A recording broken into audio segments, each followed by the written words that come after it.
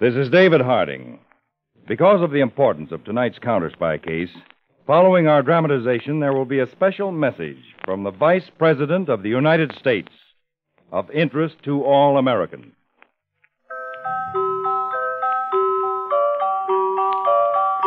Pepsi-Cola, P-E-P-S-I. That's your smartest cola buy. Pepsi-Cola presents CounterSpy.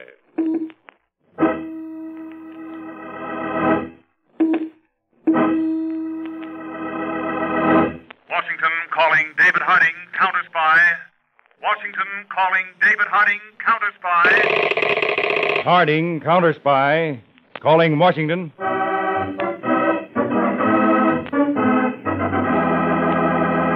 United States Counterspies, especially appointed to investigate and combat the enemies of our country, both at home and abroad.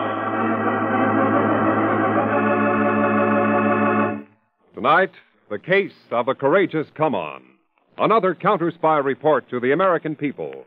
Brought to you each Tuesday and Thursday by Pepsi-Cola. Pepsi-Cola hits the spot. 2 full glasses, that's a lot. That's right. You heard what they said. 2 full glasses of sparkling Pepsi from one big 12-ounce bottle. You're getting an extra glassful. And what a delicious glassful.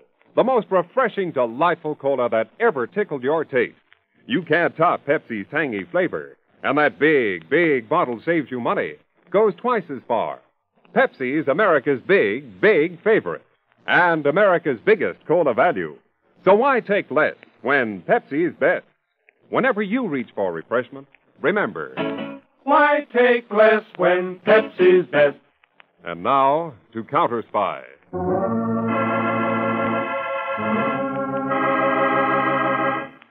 It is a scene truly out of the Old West. A dance and gambling hall crowded with hard-riding, fast-shooting men enjoying themselves, but at any moment ready for action. Suddenly, the swinging doors fly open. A tall, languid cowpoke stands framed in them. The crowd quiets down as the cowpoke ambles to the bar and stops in front of a well-dressed, shifty-eyed man. Well, dude, it's sundown, and I'm still in town. You don't take advice easy, Steve Morgan. I'm choosy about whose advice I take, dude. I don't like yours. I give you 5 seconds to draw. Now, look, Steve, you don't want to... Okay, that's it. Cut! Camera will print that take. All right, boys, clear the set so we can do the fight scene next. Oh, Gary! Well, how did it go, my great director? Okay? Swell. Great strong jaw stuff. Thanks. You've got a visitor, Gary. Dr. Hobart Wayland. This is Gary Marlowe. Steve Morgan in this picture we're shooting. Well, how do you do, Mr. Marlowe? It's quite a thrill meeting you in person after seeing you in so many films. Thank you, Doctor. May I present my assistant, James Dover? Oh, hello, Mr. Dover. Oh, it's all right, Mr. Marlowe. I can shake hands with my left. Get used to it after being without a right arm a couple of years. Oh, I'm sorry. I didn't notice. Okay. Everyone spots a leg first. Mr. Marlowe, is there somewhere we could talk privately? Why, my dressing room. Just follow me.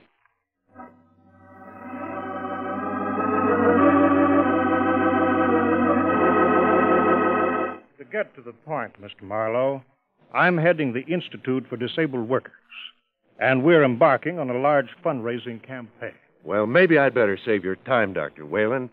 All my charitable contributions are handled by my business manager. We're not looking for charity, Mr. Marlowe. Jimmy? Why is it every time you guys see somebody without an arm or a leg, you think of tin cups and begging? Oh, I'm sorry. I thought... Sure, I know you thought we're looking for a handout. Charity, huh? Did you ever take any, Mr. Marlowe? It sticks in your craw. Jimmy, you better wait outside. I'm sorry, Doctor. Believe me, Mr. Dover, I didn't My mean... fault, Mr. Marlowe. I fly off the handle too easy. Wait outside, Jimmy. I'll finish our business with Mr. Marlowe. All right, Doctor. I'm sorry again. I'm always being sorry.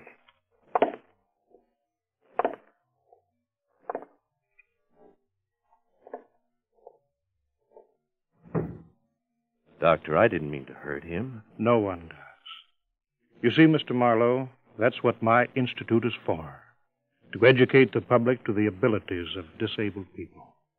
To accept a man, minus an arm and a leg like Jimmy, for instance, as a man, not a cripple.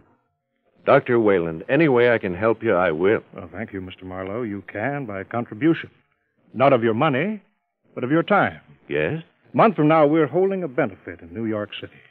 It's to raise money to set up a chain of industrial and liberal arts schools for the disabled, so they can become self-employed. A month from now, you said? Yes. Now, I'd like you, the famous Western film star, to be our master of ceremonies. We'll have a full program of stars and celebrities. Why, I think I can do it, Dr. Whalen. I'll have to clear it with my agent, my studio, but that should be simple. Splendid, Mr. Marlowe. Thanks for your cooperation. I'll have my secretary, Miss Vicky Brent, call you for a final confirmation. Good day, sir.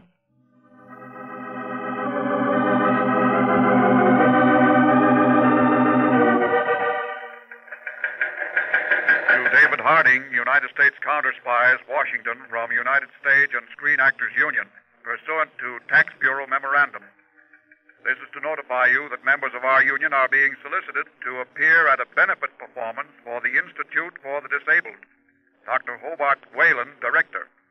We are notifying our members they may appear unless you notify us to the contrary.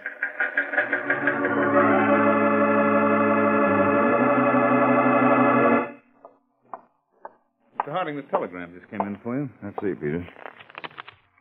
Oh, yes. What's it all about? Oh, that's right. You were out of town on the Horn case when this memorandum was issued. I must have been. I don't know what it refers to. Charity benefit performances. The Tax Bureau has been having trouble with them. Oh? How? Well, in some instances, the tax regulations allow entertainers to deduct contributions of their services to charity just as if they had donated cash. But there were a number of benefits last year that were nothing but highly organized rackets. Oh, I get it. The tax people wouldn't allow the deductions for playing those benefits. That's right. So we've worked out an arrangement with them and the various entertainers' unions. They notify us of scheduled benefits. We make a routine investigation. Do the sponsors of the benefits know about it? Not if we give them a clean bill of health. And if we don't? No benefit. Unless they want to promote one for themselves in the penitentiary. Fine. For once, we get a chance to stop a crime before it's committed. That's about it. So put this institute and this Dr. Hobart Whalen through a routine investigation. Then we can forget it. Unless, of course, it turns out to be not routine.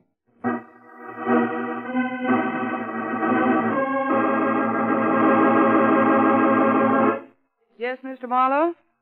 Well, this is Dr. Whalen's secretary. I'll give him your message just as soon as he gets back here to the office. And we'll see you in New York in a month. Goodbye. The great Gary Marlowe, Vicky? Yes, Jimmy. He says he'll MC the benefit performance. Wonderful. You're not very enthusiastic about it, are you, Jimmy? Sorry, Vicky, I've got the blues. Vicky, Jimmy, I have splendid news, splendid news. What is it, Dr. Whalen? Well, I've just talked to the management of Coliseum Hall in New York by transcontinental phone. They're going to let us have the hall for our benefit, for just expenses. They're giving up their usual profit. That's wonderful, Doctor. Isn't it, Jimmy? Yeah, great. Well, what's the matter? Jimmy's a little down in the dumps today. Oh? Doctor, it's just that I haven't been doing anything. Just hanging around, acting like a pitch to soften people up. I walk in, they took a look at me, and they go woozy. And, well, I can't stand the pity in their eyes when they see what the war did to me. I know how you feel, boy. That's why your job is the toughest of all. Yeah? Because you've got to stand that pity. The misplaced pity of a lot of well-meaning people. You've got to do that so we can break the ground and educate them to know that you don't need pity. We've got to show people that a boy like you is well able to take care of himself. Show them in a dramatic manner that they'll never forget. Maybe you're right, Doc. Of course I am. Now, I just made train reservations to New York. You go down to the station, get those tickets. On the double. And don't tell me that you can't do that with one leg. I know you better. Okay, Dr. Whalen. Sorry. On a double.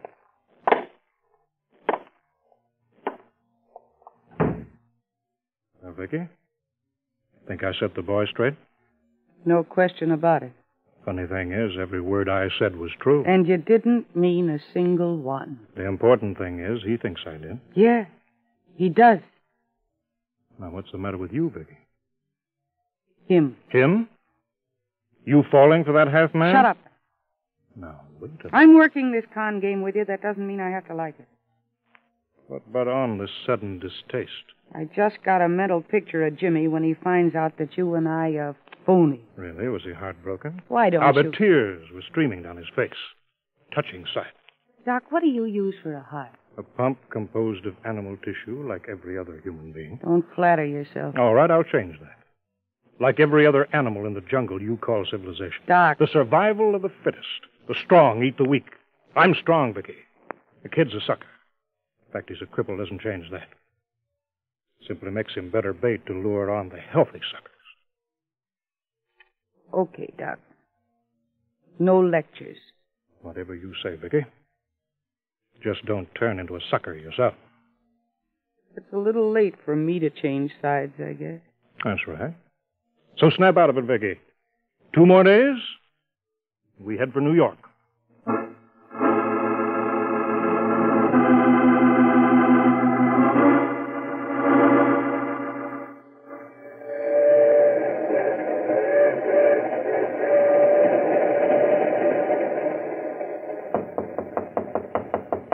Who is it? Hey, Jimmy. May I come in? Sure, Jimmy, sure. The door's not locked. I thought you'd be in the club car. Got my own club car. Right here in my own compartment. Oh. I see. Do you get train sick? Is that why? No, I just like a drink now and then. Nothing wrong with that, is there? Oh, of course not, Vicky. If you want me to go... Why should I want you to go? Sit down. Look at the scenery. It goes by. I've just been talking to Dr. Whalen. Dr. Whalen. That calls for another drink.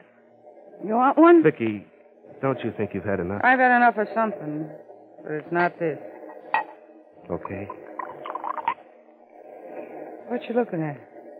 The countryside. Oh, Makes me kind of ashamed of myself.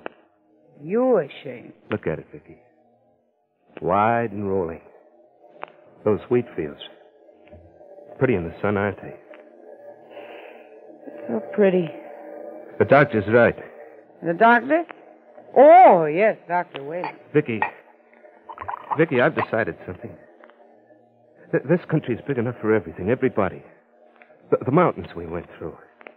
The plains we'll be rolling over soon.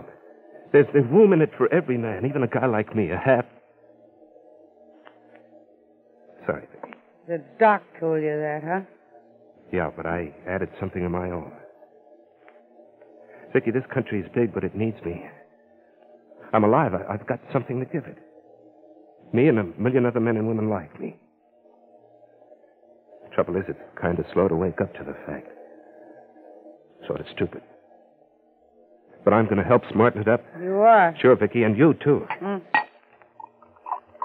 You know something, Jimmy? You know who's stupid? No, Vicky, who? You're stupid. How And a Vicky? sucker. Oh, what a sucker. You're not a strong one. You're not like the doc. You're not like me. Strong ones. That's me. Vicky, what are you And talking the about? doc. The doc. He couldn't even give you a prescription to buy a bandage in a drugstore. Now, Vicky, snap No, out. you listen to me. Tell you a beautiful story about a rat. A pretty rat. You think I'm pretty, don't you, Jim? Now, Vicky, makes sense. I wish I didn't, but I do. Jimmy, our organization is a phony, and the doc is a phony, and I'm a phony. What are you saying? What am I saying? I'm down off that crutch of yours. And I'll tell you.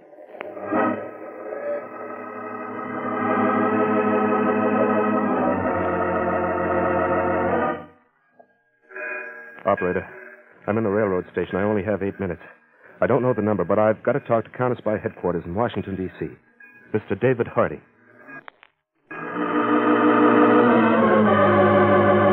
Mr. Peters, call Mr. Harding right away. Mr. Peters, call Mr. Harding right away.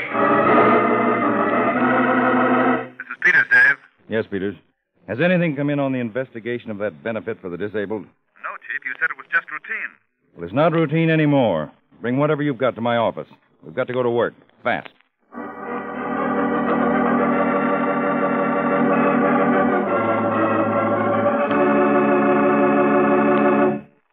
Back to CounterSpy in just a moment. But first, Pepsi-Cola hits the spot. 2 full glasses, that's a lot. Lots more value, lots more zest. Why take less when Pepsi's best? more and more among fellows and girls, among mothers and dads, you hear that sane and sensible question, why take less when Pepsi's best? No budget, no allowance ever had a better friend than tangy, sparkling Pepsi-Cola. Because one big 12-ounce Pepsi bottle gives you 2 delicious drinks. That's twice as much tangy taste. Twice as much delicious Pepsi to go just twice as far. That's why more and more families say, why take less when Pepsi's best? Yes, families like yours and mine. Families all over America. They're all saying, why take less when Pepsi's best? Pepsi-Cola hits the spot. Tastes terrific when you're hot. More and better than the rest. Why take less when Pepsi's best? Today, tomorrow, always, get America's biggest cola value. Take home a carton of 6 big Pepsi bottles. Insist on Pepsi at the store. And say Pepsi at the fountain. Say Pepsi at the stand. Say Pepsi whenever you reach for refreshment. Remember, why take less when Pepsi's best? And now, back to CounterSpy. He, Brent, are in a corridor of a large New York hotel. Jimmy raises his good arm to knock on the door of room 302, then pauses. Sure you want to go through with this, Vicky? I'm sure. That girl. Come in. Come on. Mr. Hardy? That's right, Mr. Dover. Come in. Sit down. This is Miss Vicky Brent I told you about. Yes. Won't you sit down, Miss Brand? Oh, yeah, thanks. Why not sit back, Miss Brand? You don't look very comfortable perched on the edge of that chair. I'm a little nervous. No, it's all right, Vicky. This is my assistant, Mr. Peters. Miss Brent, Mr. Dover. How do you do, Hello. Mr. Peters? Dover. Now, Mr. Dover, let's listen to you. What about this phony benefit you called me about? Well, I told you about Dr. Wayland and my part in it. Sketchily, yes.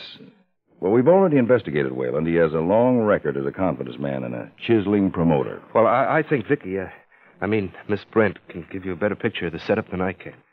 Oh, Miss Brent? First, Mr. Harding, I want to get one thing straight. Yes. Jimmy's got a little blind spot about me. This isn't the first fake deal I've been in. The doc didn't con me into it. I knew what it was all about from the start. I'm glad you said that, Miss Brent. It's a good beginning. What? We've been looking you up, too. Peters. Victoria Brent, alias Barry, alias Brandon. Indicted for racetrack swindle, suspended sentence. Indicted as suspect in fur theft, probation, and some more. I couldn't have hidden it if I wanted to. Well, the important thing is you didn't want to. Now, will you tell your story? Well, Doc Wayland got the idea to promote this benefit for disabled people. He called me in on the deal, and I went for it. Mm-hmm. Jimmy was hired by the doc, and the doc gave him a song and dance about useful work and what a great project it was. Make the people aware of the ableness of the disabled. And I went for it, hook, line, and sinker. No reason you shouldn't, Mr. Dover. It's a great idea. I'm keeping that in mind. Go ahead, Miss Brent. Well, with Jimmy to go around with them and soften them up, the doc promoted half the big names in Hollywood. They'd... Well... Say it, Vicky. They'd take one look at me and drown in their own pity. I'm sorry, Jimmy. And now we're supposed to pull the same stunt with the Broadway and radio stars, only I'm not supposed to know that's what it is. We'll come back to that, Jimmy. Go on, Miss Brent. The doc set up a phony outfit, the Institute for the Disabled, chartered in some state out west. Yes, with himself as the sole trustee for the Institute. Yes, we've checked that. That's right. He was going to send a check for the proceeds of the benefit to the Institute, all right, and be there himself to receive it. He expected to get away with something that raw? No, Mr. Peters, but he expected to be out of the country by the time it was found out. Well, how far has the organization gone? All the way. Tickets, advertising. He's even got a Coliseum Hall lined up. Now he just wants to line up some more names. I notice he's scaled the prices on the tickets from $10 up to $1,000. He's no piker. Well, anything else, Miss Brent? No, that's it. I'm glad it's finished. Yeah, and I guess I'm kind of sorry. What? Well, at least somebody was interested in guys like me. Finding out that disabled guys can do lots of jobs as well as they did before they were cracked up. Jimmy, don't say that. You know, it's funny. The only guy interested was a crook. And now he won't be around. Jimmy, I think he may be. For a little while. What? I don't get it, Mr. Harding. When we make an arrest, it's for the good of society. But I'm not sure this case is as simple as that. Why, I don't understand, Mr. Harding. Well, I may be sticking my neck out. But if we plan the how and when of Dr. Whalen's arrest, we'd be doing a lot more for society than we would by picking him up right now. How's that, Mr. Harding? I've got an idea that might work if Jimmy and Vicky will cooperate. Oh, anything you say, Mr. Harding. There'll be some risk. Vicky? I've gone along with you this far, Jimmy. I'll go all the way.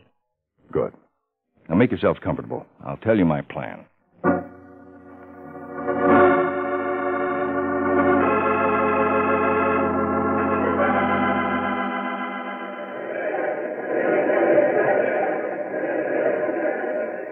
Gee, what a crowd, Jimmy. I never figured they'd turn out like this. The Coliseum's jammed. Yeah, but I'm wondering where's Dr. Whalen? He'll be here. You stop worrying. Well, Mr. Harding's been swell about this. I'd hate for him to get in a jam. Say, you don't think Doc Whalen's wise, do you? Jimmy, you don't think I tipped him? Oh, no. No, Vicky. I know you couldn't. What I think about you, well, a guy like me shouldn't. Jimmy? Mm-hmm. How do you know I couldn't cross you out? Tell me. Oh, Vicky, Oh, there's Doc Whalen. I guess he just came in. I'm looking so happy. Hello, Jimmy and Vicky. Splendid crowd. Splendid. Where were you, Doctor? We were getting worried. Just checking up at the box office, Jimmy. Don't you think it's time Gary Marlowe started the program? Yeah, sure, Doc. I'll tell him. He's right over there.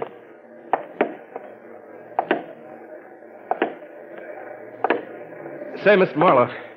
Oh, yes, Jimmy? You want me to begin? Yeah, right away. Oh, and, Mr. Marlowe, don't forget that first guest. He'll be kind of a surprise for everybody. How could I forget him? Well, here I go. Good luck, Mr. Marlowe.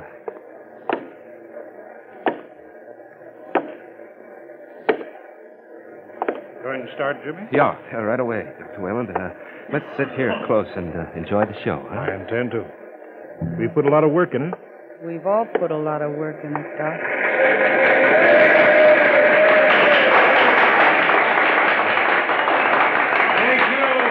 Thank you, ladies and gentlemen. Thank you. Before we begin the show, there's a special guest I'd like to introduce right now, as he has to leave shortly on urgent business. In fact, this gentleman is always on urgent business. Ladies and gentlemen, I'm proud to present the Chief of the United States CounterSpy, Mr. David Harding. Harding. Jimmy, how did this happen? Special guest, Dr. Whalen. I thought it was great we could get him. He doesn't make many public appearances. Oh, yes. Great. Thank you, Mr. Marlowe. Later on, I want to ask you about a trade secret. In those Western films of yours, how do you get 50 to 100 shots out of one 6-shooter revolver? The counter-spies could use a trick like that. But seriously, ladies and gentlemen, I'm proud to be here. For the purpose of this benefit is of major importance to America. It's wonderful that more and more of us realize that the disabled can take their places as useful citizens. This occasion is to see that they get their chance, not as a charity, but as a right.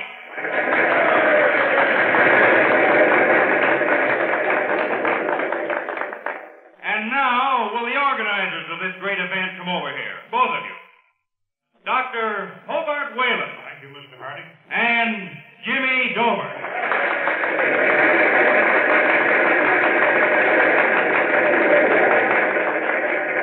Now, I have a surprise for the audience.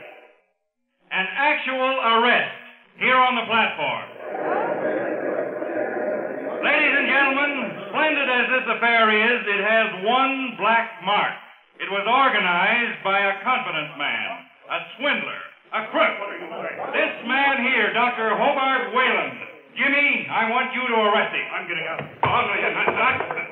This crutch has got something besides breathing.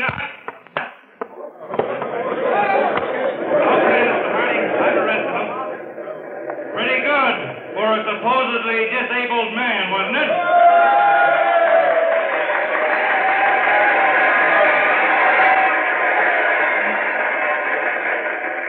Now, while my assistant Harry Peters helps Mr. Dover remove the prisoner, I'll tell you, the audience, why we did not cancel this benefit weeks ago, even though we knew the promoter was a crook. We didn't stop it because the cause is close to our heart. The CounterSpies employ many so-called disabled men and women. They hold key positions in our code division, communications, and others. So we allowed this benefit to go on. And you may rest assured that at the suggestion of the President's Committee on National Employ the Physically Handicapped Week, your money will go to a legitimate organization interested in this problem. And now, here is Gary Marlowe with the rest of the show.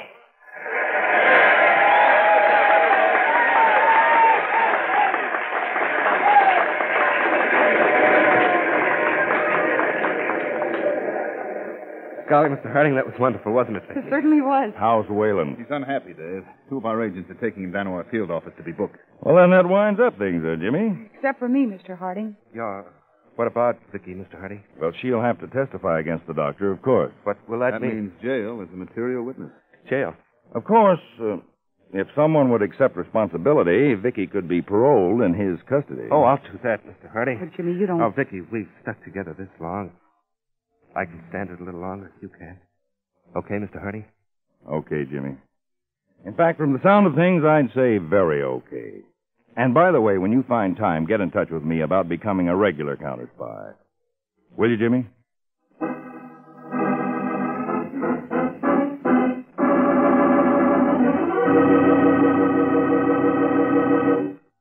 Ladies and gentlemen, it's an honor to present the following message, especially prepared for this CounterSpy broadcast, by the Honorable Alban W. Barkley, Vice President of the United States.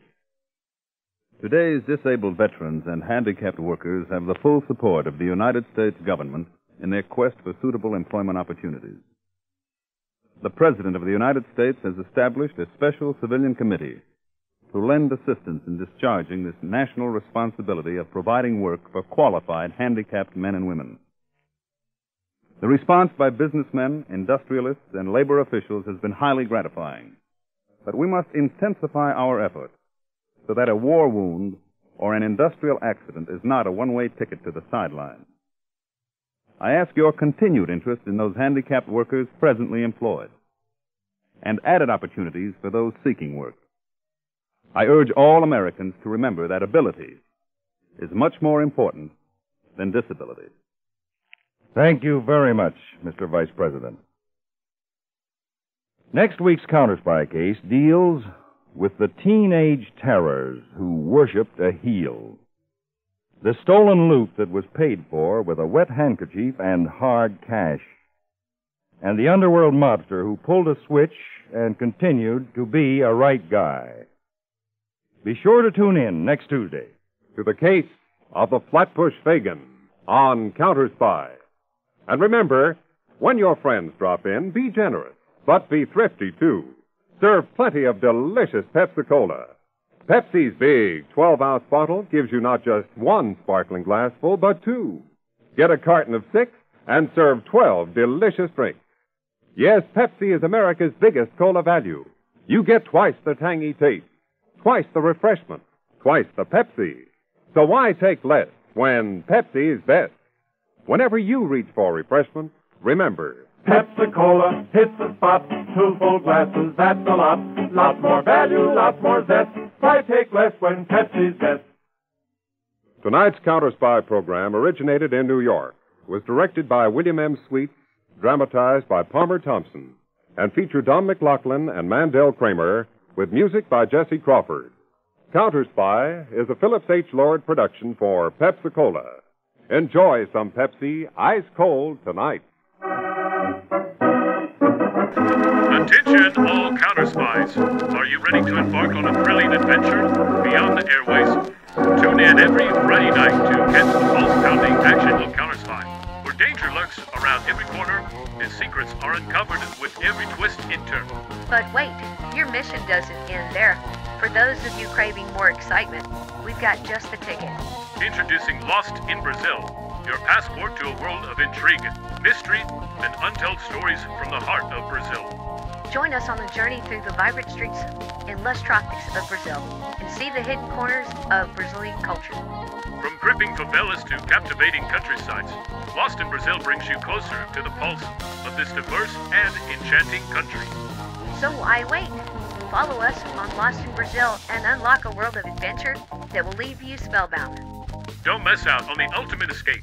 Subscribe now and immerse yourself in the magic of Lost in Brazil at Lost in Brazil RJ, where every story is an adventure waiting to be discovered. See you next week for more thrilling episodes of CounterSpy. And remember to join us on Lost in Brazil for an unforgettable journey. Click on the link in the description.